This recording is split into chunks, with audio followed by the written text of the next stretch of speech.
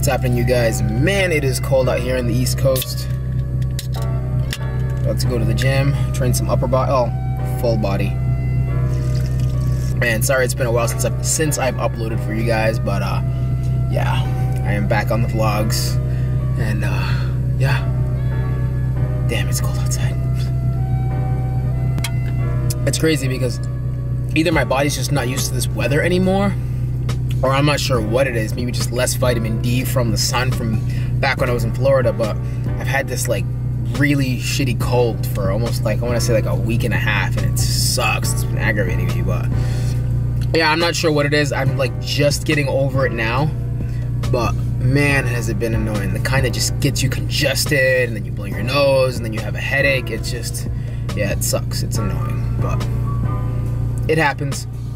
It's crazy because prior to that, I hadn't been sick for like, I want to say years. And like when I do get sick, it'll be like one of those like head colds or flu, and it's literally gone within like 24 hours. But now, like, it's just so weird to be sick for multiple days in a row, and it's so aggravating. So aggravating. But man, and I was thinking part of it too could have been the fact that I'm doing a lot less actual weight training from the amount of kickboxing I've been doing. But I don't know, that just doesn't really make sense to me. But it could. Who knows? I'm not sure. But I am weight training today, so let's go do that.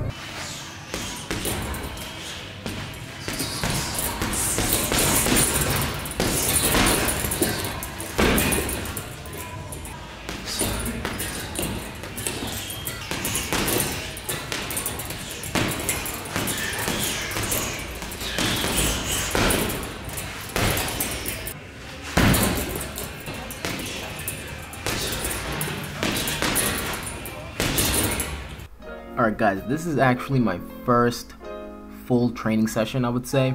Full body training session, or just training session in general, in a few weeks. I want to say about four weeks? Maybe even 5? Probably since the last time I uploaded it. That's definitely the last time I actually had a full training session.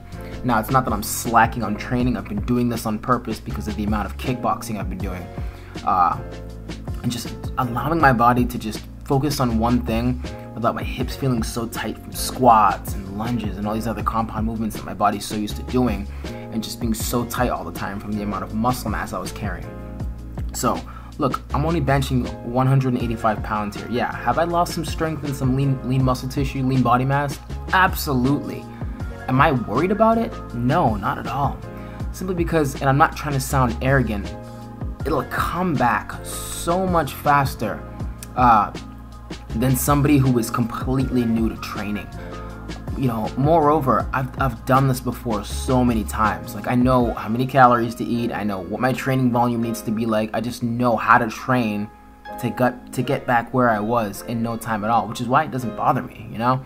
So, you know, me being in the gym again, pressing this weight, which is, he's, you know, only doing 185 pounds for a couple of reps, like sets of 5, but I'm training with the same technique and same form that I would normally train with 225, 250, that I'm doing here with 185.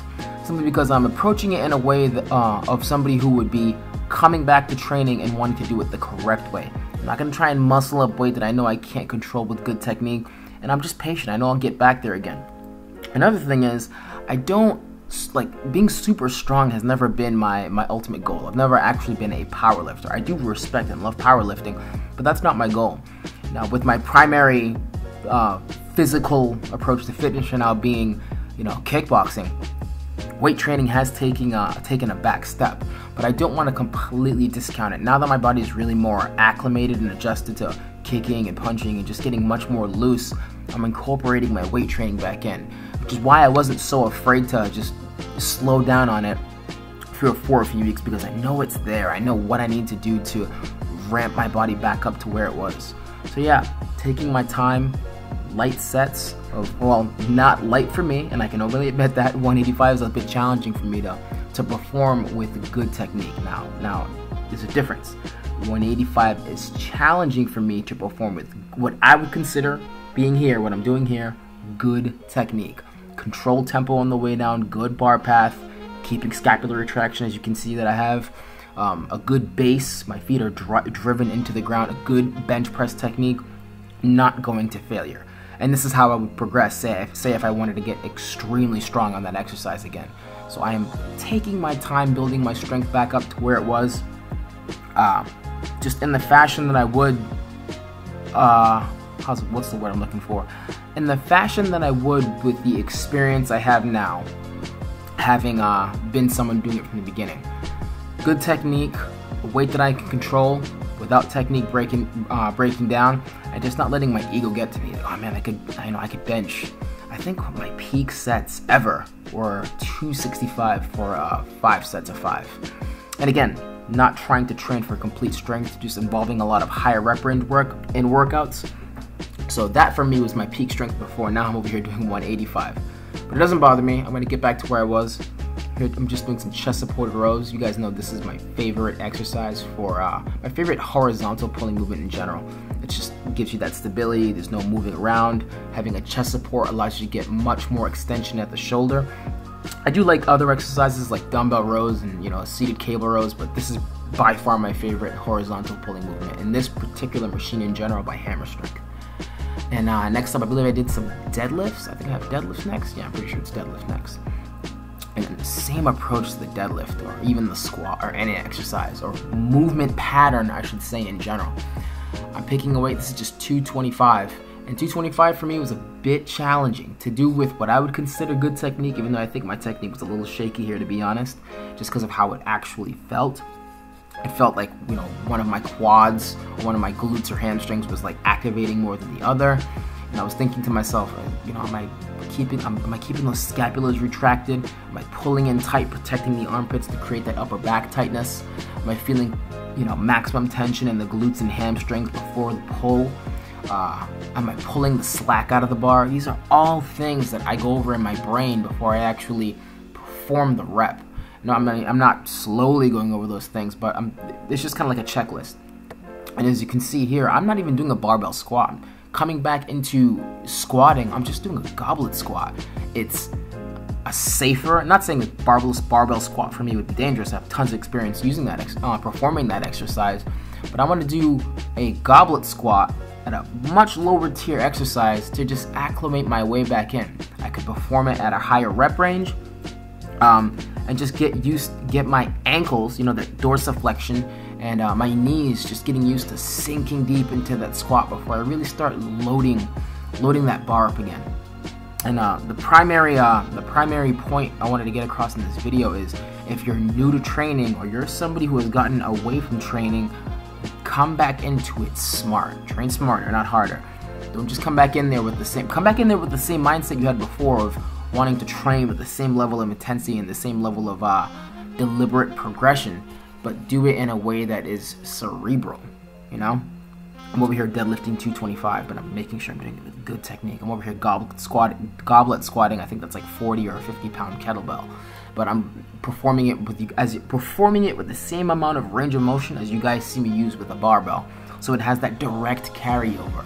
So just be very smart in your approach to these kinds of things, and it'll come back so much quicker. Some of the loss in obviously size and lean body mass is just the amount of calories I've been eating. I haven't been pushing to that upper end of 2,500 to 3,000 calories. I've been honestly, I have some days where I eat like 1,600 calories. Don't tell anybody. But it's just, I think anybody who's weight trained for a while and has that experience will tell you, the more active you are, especially in hypertrophy training or powerlifting in the gym, just the higher your appetite is, the more demand your body just has for energy, because it just needs to recover. It just needs those calories to recover to come in for the next training session.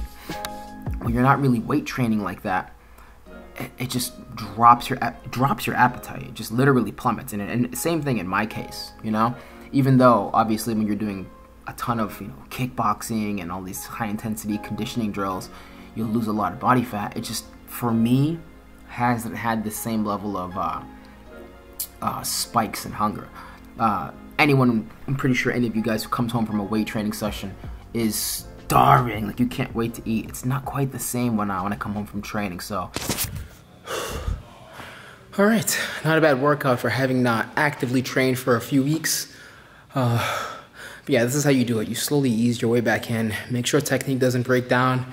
You can get back to where you were or even further than that, even faster than before. So just something to always keep in mind, guys.